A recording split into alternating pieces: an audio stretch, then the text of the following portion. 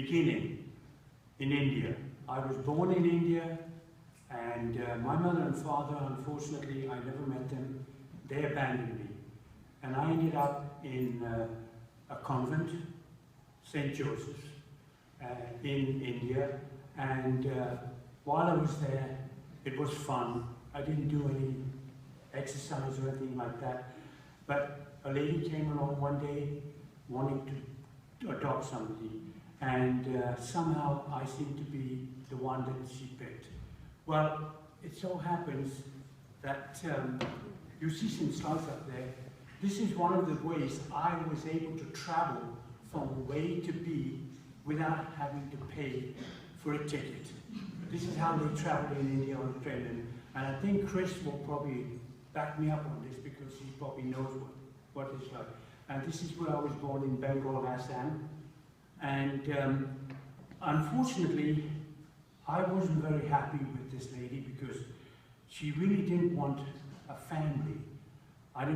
She didn't want me to be a part of the family. I was just a servant. And I was cruelly treated and not fed very well. Basically, I was just a gopher, as you Canadians say. I'd go for this, I'd go for that, and do this and do that. If I got anything wrong, I'd get a whipping. I wouldn't get any food. So I thought, this is ridiculous. I thought I was going to be part of the family.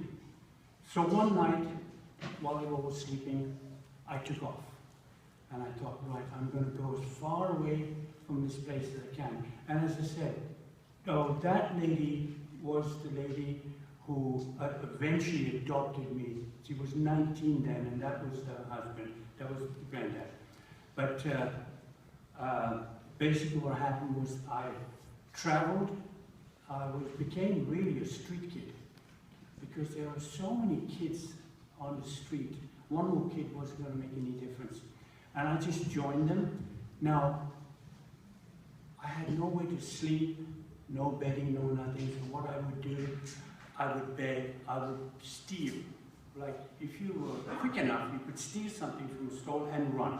If you got caught, you'd be lucky if you were alive. But anyway, this is how I survived. Till one day, I happened to be walking across this field, and in front of me, I saw these buildings, and I saw this man sitting outside with a soccer ball in his hand. And I went up to him, and I said, I hadn't eaten, and I haven't slept for a long time. Do you have any food? And he said, where are you from? And I told him. And I said, how did you travel that far? I said, you saw how we traveled on the train? Unknown to me, he took me in and billeted me, gave me food, gave me a bed. And this is the first time I had slept on a proper bed and eaten real good food instead of stealing and grabbing stuff. But unknown to me, as time went on, he had written to his father in England and asked him, I'd like to bring a little Indian boy to adopt him and bring him home. And his father said, whatever you do, go ahead. I will sponsor you 110%, and I will even pay for that. So after that, the war was ending, and he was getting demobbed. So he came to me one day and he said, how would you like to go to England? Well, I didn't know where England was. I didn't know where half of India was. But he said, I'm going home now, and I will meet you. I've arranged for a missionary lady to come and pick you up. You are to stay with this English family, because bearing in mind, I couldn't speak a word of English, I couldn't write, read, or anything, because I had no education, none whatsoever. So anyway, when he left, I thought, oh my God, what happens if this missionary lady doesn't come, and I'm stuck here? What am I going to do?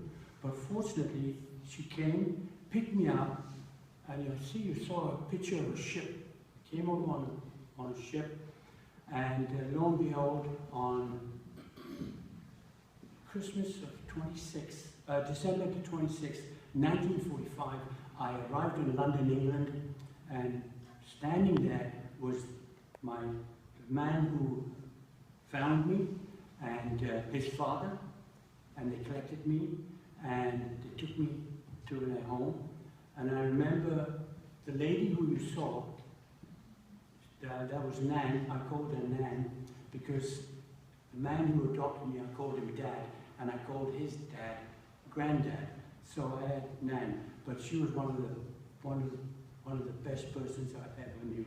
Anyway, I remember the first thing, she saw me and she said, "You look dirty and you look starving." And the first thing I think I did, I had a bath. In a real bath. I've never had a bath before, and I never slept in a beautiful, comfortable bed before. And after that, of course, that was in 45, and in the next year I started school. Now, I started school when I was 11. Bearing in mind I couldn't read or write or even speak a word of English, I picked up a few words here and there from the family that I lived in. But I was very lucky that the teachers that I had were very patient. They'd keep me back after school and teach me. And of course, when I got home, they'd say, "Well, what did you do wrong? Why were you late?" And they thought I'd done something wrong. I kept in, and I said, "No." I said, "The teachers were training me and things like this." So after that, I stayed at school for about 4 years. I graduated when I was 15. I started my first job at 15, and you won't believe it, I am still working now, which is almost 70 years I've been in working business. But also, after all of this, after that, I graduated. I started work at 15, and from there, I lived in London then, and after graduating, I went to college and to get my diploma. After getting my diploma, I met my wife in London, England, and we got married in 58, and I'm very proud to say she is here tonight, and I will introduce you to the family. So when I think from a little Indian boy who had nothing, and today I have a family, and I would like to ask them to stand up. They're all in the back over there. There's my wife.